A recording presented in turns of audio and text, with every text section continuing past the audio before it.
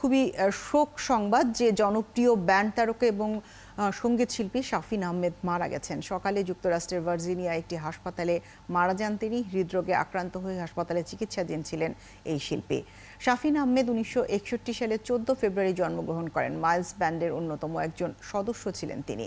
ব্যান্ডের বাইরেও সলো ক্যারিয়ারে সুনাম অর্জন করেছেন শাফিন আহমেদ। তার জনপ্রিয় কিছু গানের মধ্যে চাঁদ তারা সূর্য, জ্বালা জ্বালা, ফিরিয়ে দাও এবং ফিরে এলো না অন্যতম।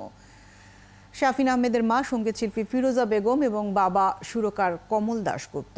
পরিবারের কারণে ছোটবেলা থেকে গানের ভিতরে বড় হয়েছেন এই শিল্পী। বাবার কাছে উচ্চাঙ্গ সঙ্গীত আর মার কাছে শিখেছেন নজরুল গীতি।